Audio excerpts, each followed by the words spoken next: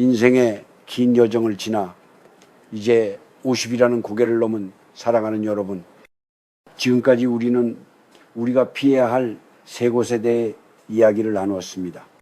허영의 자리, 시비의 자리, 그리고 과거의 자리가 바로 그것이었지요. 이제 마지막으로 제가 여러분께 전하고 싶은 것은 그 비워낸 자리에 무엇을 채우고 어떤 마음으로 남은 생을 살아가야 하는가에 대한 이야기입니다. 제가 100년을 살아보니 인생에서 가장 행복했던 시기는 의외로 60세에서 75세 사이였습니다. 흔히들 은퇴를 하고 나면 인생이 끝났다고 생각하지만 사실은 그때가 비로소 나 자신으로 살 수 있는 진정한 자유의 시간이기 때문입니다. 50세는 바로 그 황금기를 준비하는 아주 소중한 입구입니다. 그러니 무언가를 잃어버렸다고 슬퍼하지 마십시오. 오히려 불필요한 것들을 털어내고 가벼워진 몸과 마음으로 새로운 여행을 시작할 준비를 해야 합니다. 그렇다면 우리는 이제 어디로 가야 할까요? 저는 여러분께 자연과 고독 그리고 성장이 있는 곳으로 향하라고 말씀드리고 싶습니다. 남에게 보여주기 위한 삶이 아니라 내 내면의 뜰을 가꾸는 일에 집중해야 합니다. 산책길에서 만나는 이름 모를 들꽃과 대화하고 조용한 찻집에서 평소 읽고 싶었던 책을 읽으며 누군가의 비난에 흔들리지 않는 단단한 자기만의 철학을 세워야 합니다. 만약 누군가 여러분을 무시하거나 자존심에 상처를 준다면 그저 허허 웃으며 넘기십시오. 저 사람은 아직 자기 마음을 다스리는 법을 모르는구나 하고 가엽게 여기는 마음, 그것이 바로 50세가 가질 수 있는 여유이자 품격입니다. 상대의 무례함에 똑같이 대응하는 순간 여러분도 그 낮은 수준의 에너지 속으로 빨려 들어가게 됩니다. 우리는 이제 그럴 나이가 아니지 않습니까? 강물은 바위를 만나도 싸우지 않고 애들로 돌아갑니다. 그 유연함이 결국 강물을 바다로 이끄는 법입니다. 또한 50세 이후에는 주는 기쁨을 아는 장소에 머무르십시오. 여기서 준다는 것은 꼭 물질적인 것만을 의미하지 않습니다. 따뜻한 격려의 말 한마디, 젊은 세대를 향한 너그러운 이해, 그리고 내가 가진 작은 지혜를 나누는 일입니다. 대접받으려 하기보다 먼저 베풀고 가르치려 하기보다 먼저 들어주는 어른이 계신 곳은 어디든 향기로워집니다. 그런 향기 나는 어른 곁에는 억지로 부르지 않아도 좋은 사람들이 모여들기 마련입니다. 사랑하는 여러분, 나이가 든다는 것은 서글픈 퇴보가 아니라 인생이란 열매가 익어가는 과정입니다. 잘 익은 과일은 향기가 멀리 퍼지고 맛이 깊습니다. 여러분의 인생도 그렇게 깊고 풍성해지기를 진심으로 바랍니다. 가지 말아야 할 곳을 단호히 거절하고 머물러야 할 고요한 자리를 찾아내십시오. 이제 여러분의 마음속에 평화의 등불을 켜십시오. 세상의 소음에서 한 발짝 물러나 나 자신을 사랑하고 타인을 용서하며 오늘 하루 주어진 이 시간을 감사함으로 채우십시오. 100년을 살아온 이 늙은이의 말이 여러분의 남은 여정의 작은 지팡이가 될 수 있다면 더할 나위 없이 기쁘겠습니다. 여러분의 50대 그리고 그 이후의 삶이 저녁 노을처럼 아름답고 평온하기를 간절히 기도합니다. 건강하고 행복하십시오. 인생은 생각보다 길고 아름다운 것은 여전히 우리 주변에 많이 남아 있습니다. 자, 이제 조금 더 깊은 속 이야기를 해볼까 합니다. 여러분, 식사를 마치고 난 뒤 여러분의 접시 위에는 무엇이 남겨져 있습니까? 혹시 돈 내고 사 먹는 건데 내 맘대로 남기면 어때라고 생각하시나요? 아니면 이 정도는 버려도 세상 천지에 아무 일 없다며 대수롭지 않게 여기시나요? 참으로 위험한 생각입니다. 제가 평생을 살아오며 수많은 흥망성쇠를 지켜보았지만 음식을 귀하게 여길 줄 모르는 사람이 끝까지 그 부부를 지켜내는 법은 단 한 번도 보지 못했습니다. 우리 옛어른들은 쌀미미자를 풀어서 설명하곤 하셨지요. 88번 바스바의 손길이 가야 비로소 쌀 한 알이 맺힌다는 뜻입니다. 그 말인즉슨 밥상 위에 올라온 쌀 한 톨, 나물 한 조각에는 온 우주의 정성과 누군가의 고귀한 수고가 깃들어 있다는 것입니다. 그런데 우리는 너무나 쉽게 그 생명을 쓰레기통으로 던져버립니다. 이것이 바로 가난으로 가는 급행열차를 타는 것과 다름없다는 사실을 요즘 젊은 분들은 참 모르는 것 같아 안타깝습니다. 특히 뷔페나 식당에 가서 접시가 넘치도록 음식을 담아오는 습관, 그것은 단순한 식탐이 아닙니다. 그것은 내 안에 자리 잡은 결핍의 공포가 겉으로 드러난 것입니다. 지금 안 먹으면 손해다. 내가 낸 돈만큼 뽑아내야 한다는 그 보상 심리가 바로 가난한 영혼의 증거이죠. 여러분, 귀한 기운은 욕심이 가득 찬 곳에는 머물지 않습니다. 꽉 찬 그릇에는 새로운 물을 담을 수 없듯이 탐욕으로 가득 찬 식탁에는 진정한 풍요가 깃들 자리가 없습니다. 음식을 남기는 행위는 곧 나에게 찾아온 복의 줄기를 스스로 가해질하는 것과 같습니다. 내가 다 먹지도 못할 음식을 탐내는 순간 당신의 운명은 귀인의 자리에서 소인배의 자리로 내려앉게 됩니다. 또 하나 우리가 명심해야 할 것이 있습니다. 바로 음식에 대한 불평입니다. 이건 왜 이리 짜냐? 저건 왜 맛이 이 모양이냐며 젓가락을 휘저으며 불만을 쏟아내는 분들이 계시지요. 밥상은 나를 살리는 생명의 기운을 받는 곳입니다. 그 성스러운 자리에서 부정적인 말과 독한 기운을 내뿜는 것은 내가 먹는 음식에 스스로 독을 타는 것과 무엇이 다르겠습니까? 제가 아는 한 자수성가한 부자는 식당에 가면은 음식이 조금 입에 맞지 않아도 절대로 소란을 피우지 않습니다. 그저 조용히 남기거나 잘 먹었습니다라는 인사와 함께 자리를 뜹니다. 왜냐고요? 음식에 대고 험한 말을 하는 순간 내 입을 통해 나가는 그 부정적인 파동이 결국 내 인생의 운루운루를 막는다는 것을 잘 알고 있기 때문입니다. 여러분, 50살이 넘었다면 이제 절제의 미학을 배워야 할 때입니다. 내 배를 100% 채우는 것보다 80%만 채우고 나머지 20%는 감사의 마음으로 채우는 여유가 필요합니다. 접시를 비울 때는 마치 보물을 다루듯 깨끗하게, 하지만 내가 취할 만큼만 덜어오는 그 정갈함이 당신의 품격을 결정합니다. 사람들은 이를 매너라고 부르지만 저는 이를 업교이라 부릅니다. 내가 함부로 버린 음식 한 조각이 훗날 내가 가장 궁핍할 때 나를 외면하게 될 업의 씨앗이 된다는 사실을 잊지 마십시오. 가난의 냄새는 낡은 옷에서 나는 것이 아니라 욕심껏 담아와서 남기고 간 그 지저분한 식탁 위에서 풍겨나오는 법입니다. 당신의 밥상을 다시 한번 보십시오. 당신은 지금 복을 쌓고 있습니까? 아니면 복을 버리고 있습니까? 부디 내 입으로 들어가는 것 하나에도 정성을 다하고 내 손을 떠나는 것 하나에도 예의를 갖추는 사람이 되시길 바랍니다. 그것이 바로 재물을 불러 모으고 자식들에게 존경받는 노후를 만드는 첫걸음입니다. 이제는 조금 더 미세하지만 우리 삶의 결을 결정짓는 소리에 대해 이야기해 보려 합니다. 여러분은 식사하실 때 어떤 소리를 내고 계십니까? 쩝쩝거리는 소리, 그릇과 수저가 요란하게 부딪히는 소리, 혹은 입안에 음식이 가득한 채로 뱉어내는 웅얼거리는 목소리. 혹시 이런 소리들이 당신의 밥상을 채우고 있지는 않나요? 허허, 내 집에서 내 마음대로 먹는데 무슨 상관이냐고 반문하실지도 모르겠습니다. 하지만 제가 오랫동안 사람을 겪어보니 그 사람의 앞날이 창성할지 아니면 고단할지는 식탁에서 나오는 소리만 들어도 열의 9은 맞출 수 있더군요. 왜냐고요?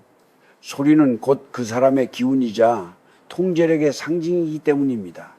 우리 선조들은 밥상머리에서 정숙함을 최고의 덕목으로 쳤습니다. 이를 단순히 엄격한 꼰대의 가르침으로 치부해서는 안 됩니다. 음식을 씹는 소리가 밖으로 새어나가는 것은 내가 가진 복과 기운이 밖으로 줄줄 새어나가고 있다는 무언의 신호와 같습니다. 입을 쩍쩍 벌리며 소리를 내어 먹는 행위는 마치 굶주린 짐승이 먹이를 탐하는 형상과 같아 보는 이로 하여금 불쾌감을 넘어 경멸을 느끼게 합니다. 생각해 보십시오. 중요한 사업 파트너나 존경하는 어른이 앞에 계실 때도 그렇게 드시겠습니까? 아마 아닐 겁니다. 그런데 왜 혼자 있을 때나 가족과 있을 때는 그토록 무절제해지는 것일까요? 그것은 바로 내 내면의 자존감이 무너졌다는 증거입니다. 남이 보지 않아도 나 스스로를 귀하게 대접하는 사람은 절대로 식탁 위에서 경망스러운 소리를 내지 않습니다. 특히 50살이 넘은 중년에게 식탁에서의 소음은 치명적입니다. 이 나이는 이제 누군가에게 본보기가 되어야 하고 내 주변의 기운을 다스려야 하는 시기입니다. 그런데 밥을 먹으며 쩝쩝대고 젓가락으로 반찬을 휘젓고 국물을 들이키며 괴상한 소리를 내는 모습은 그동안 쌓아온 당신의 신뢰를 한순간에 무너뜨립니다. 사람들은 그런 사람을 보며 속으로 생각합니다. 저 사람은 나이가 들어도 기본이 안 돼 있구나. 가까이 하기엔 적이 떨어진다라고 말입니다. 또한 식탁 위에서의 소란스러운 대화도 경계해야 합니다. 요즘 분들은 밥을 먹으면서 스마트폰을 보거나 큰 소리로 통화를 하기도 하고 남의 험담을 안주 삼아 올리기도 하더군요. 밥상은 생명을 이어가는 경건한 자리입니다. 그 자리에서 쏟아내는 거친 말과 소음은 당신이 섭취하는 영양분을 도구로 바꿉니다. 진정으로 풍요로운 삶을 사는 사람들의 식탁을 본 적이 있습니까? 그곳은 고요합니다. 수저가 그릇에 닿는 소리조차 조심스럽고 대화는 부드럽고 따뜻합니다. 그 정적 속에서 그들은 음식의 맛을 온전히 느끼고 함께하는 사람의 마음을 읽습니다. 그 고요함이 바로 귀치, 즉 귀한 기운을 불러 모으는 법입니다. 여러분, 오늘부터라도 식탁 위에 소음을 지어 보십시오. 입술 닫고 음식을 정성껏 씹으십시오. 수저를 내려놓을 때도 마치 잠든 아이를 깨우지 않듯 조심스럽게 놓아보십시오. 이 작은 정적의 습관이 당신의 인상을 바꾸고 당신을 대하는 사람들의 태도를 바꿀 것입니다. 가난한 사람은 늘 소란스럽고 분주합니다. 마음이 급하고 욕심이 앞서기 때문에 소리가 밖으로 터져 나오는 것이지요. 반면 부유한 영혼을 가진 사람은 침묵 속에서 힘을 얻습니다. 당신의 밥상이 시장통처럼 시끄럽다면 당신의 인생 또한 그처럼 어지러울 수밖에 없습니다. 고요하게 드십시오. 정갈하게 씹으십시오. 당신이 내는 침묵의 소리가 바로 당신의 품격이 되고 그 품격이 곧 당신의 새로운 운명이 될 것입니다. 늙어가는 처지에 가장 경계해야 할 것은 추함입니다. 그리고 그 추함은 대개 작은 소리 하나를 다스리지 못하는 데서 시작된다는 사실을 잊지 마십시오. 자, 이제는 조금 민감하지만 아주 중요한 이야기를 해보려 합니다. 바로 돈과 식사의 관계입니다. 우리가 사람을 만나 밥을 먹다 보면 그 사람의 그릇이 얼마나 큰지 단박에 알 수 있는 순간이 옵니다. 바로 식사를 마치고 계산대 앞에 섰을 때지요. 허허, 여러분은 어떤 편이십니까?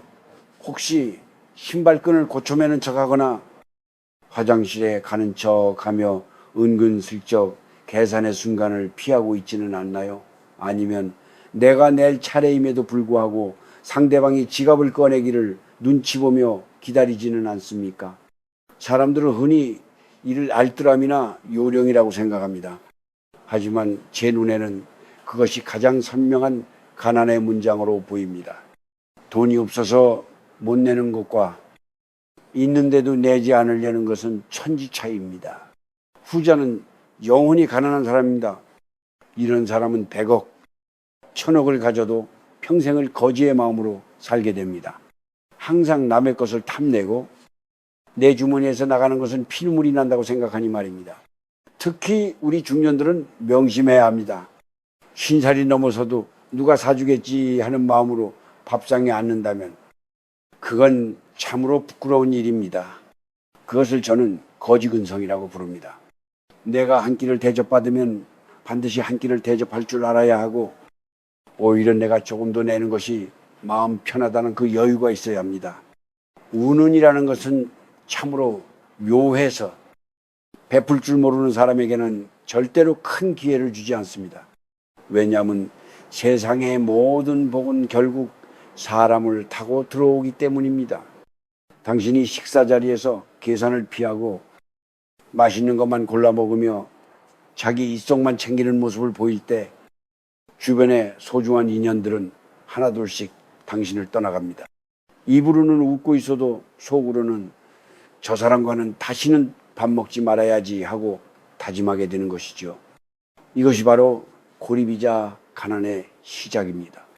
또한 식당 직원을 대하는 태도도 당신의 운명을 결정짓는 중요한 요소입니다. 돈을 냈으니 내가 왕이라는 생각으로 무례하게 굴거나 반말을 툭툭 내뱉는 분들이 계십니다.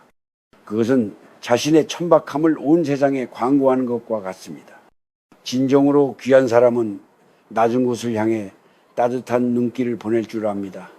서빙하는 분께 건네는 감사합니다. 잘 먹었습니다라는 진심 어린 인사 한마디가 당신의 기운을 맑게 정화합니다. 여러분, 부자가 되고 싶습니까? 그렇다면 먼저 부자의 마음으로 식사하십시오. 비싼 음식을 먹으라는 뜻이 아닙니다. 내가 가진 것이 적더라도 기꺼이 나누려는 마음, 그리고 나를 위해 음식을 준비한 이의 수고를 인정하는 마음이 필요합니다. 저는 오랫동안 연기 생활을 하며 수많은 사람을 만났습니다. 그중 큰 성공을 거두고 오랫동안 그 자리를 지키는 사람들은 공통점이 있었습니다. 식사 자리에서 결코 계산을 미루지 않았고 오히려 오늘 참 즐거웠습니다. 제가 대접하게 해주셔서 감사합니다라고 말하며 상대방의 마음을 편하게 해주더군요. 그들은 돈을 쓰는 것이 아니라 사람의 마음을 얻고 있었던 겁니다. 반면 항상 눈치를 보고 남에게 얻어먹기만 좋아하는 사람들은 이상하게도 인생의 고비마다 도와주는 사람이 없더군요. 그것이 바로 식사 자리에 인색함이 불러온 결과입니다. 50 이후의 삶은 채우는 삶이 아니라 비우고 나누는 삶이어야 합니다. 내 입에 들어가는 것보다 남의 입에 들어가는 것을 보며 흐뭇해할 때 당신의 얼굴에는 비로소 귀상귀상이 깃들게 됩니다. 인색함이라는 가난의 흔적을 지우고 배줍이라는 풍요의 흔적을 채우십시오. 그것이 당신의 노후를 지켜줄 가장 확실한 보험입니다. 자, 이제 기나긴 여정의 마지막 자락에 다갔습니다. 여기까지 제 이야기를 묵묵히 들어주신 여러분을 보니 이미 여러분의 마음속에는 고귀한 풍요의 씨앗이 심겨 있다는 확신이 듭니다. 허허, 참으로 고맙고 대견한 일입니다. 마지막으로 제가 꼭 드리고 싶은 말씀은 밥상은 단순히 배를 채우는 장소가 아니라 나를 사랑하는 법을 배우는 성소라는 사실입니다. 우리는 평생 남의 시선을 신경 쓰고 남보다 앞서기 위해 바쁘게 숟가락을 놀리며 살아왔습니다. 하지만 이제 50을 넘기고 인생의 가을에 접어들었다면 이제는 나 자신에게 정성을 다해야 할 때입니다. 혼자 먹는 밥이라고 해서 대충 물에 말아 김치 한 조각으로 때우지 마십시오. 나 같은 노인이 대충 먹지라는 생각, 그것이 바로 당신의 영혼을 시들게 하는 무서운 독입니다. 단 한 그릇에 밥을 먹더라도 예쁜 그릇에 담고 정갈하게 수저를 놓으십시오. 나를 귀하게 대접해야 세상도 나를 귀하게 대접합니다. 내가 나를 홀대하는데 어느 누가 나에게 복을 가져다 주겠습니까? 이제는 천천히의 미학을 실천해 보십시오. 젊은 시절엔 생존을 위해 먹었지만 이제는 삶의 향기를 음미하기 위해 먹어야 합니다. 밥알 하나하나가 혀끝에 닿는 감촉, 국물의 깊은 온기, 나물의 쌉싸름한 향기를 온전히 느껴보십시오. 그렇게 음식과 대화하며 천천히 식사하는 습관은 당신의 흩어진 기운을 몸 안으로 모아줍니다. 마음이 차분해지면 지혜가 생기고, 지혜가 생기면 세상의 풍파에 쉽게 흔들리지 않는 법입니다. 또한 식탁에서 스마트폰이나 TV를 멀리 하십시오. 그 차가운 기계들은 당신의 운명을 풍요롭게 만들어주지 못합니다. 대신 내 눈앞의 음식, 그리고 함께 앉은 사람의 눈동자에 집중하십시오. 대화는 따뜻하게, 말투는 부드럽게 유지하십시오. 고생했다, 맛있구나, 고맙다라는 이 짧은 말들이 식탁 위에 흐를 때 당신의 집안에는 가난의 기운이 범접할 수 없는 강력한 보호막이 생깁니다. 여러분, 인생이란 결국 한 끼의 식사와 같습니다. 처음에는 배고픔에 허겁지겁 달려들지만은 시간이 지날수록 그 맛의 깊이를 알고 마지막 한 입을 우아하게 마무리하는 것이 중요하지요. 가난의 흔적은 습관이 만들지만 귀인의 풍모는 깨달음이 만듭니다. 오늘 제가 말씀드린 것들, 꼿꼿한 자세, 정결한 식탁, 소리 없는 씹음, 그리고 너그러운 배태, 이것들 하나씩 실천해 보십시오. 당장 내일 통장의 숫자가 바뀌지는 않겠지만 당신을 바라보는 사람들의 눈빛이 바뀔 것이고 당신의 몸을 감싸는 공기의 결이 바뀔 것입니다. 그리고 어느 순간 당신은 더 이상 가난을 두려워하지 않는 진정한 풍요를 가진 노년의 자신을 발견하게 될 것입니다. 허허, 어느덧 이야기가 길어졌네요. 이제 저도 제 밥상을 차리러 가봐야겠습니다. 오늘 저녁 여러분의 식탁에는 평화와 감사가 가득하기를 빌겠습니다. 부디 건강하십시오. 그리고 스스로를 지극히 사랑하십시오. 당신은 그럴 자격이 충분한 귀한 사람입니다. 오늘 하루도 참 잘 사셨습니다. 고맙습니다.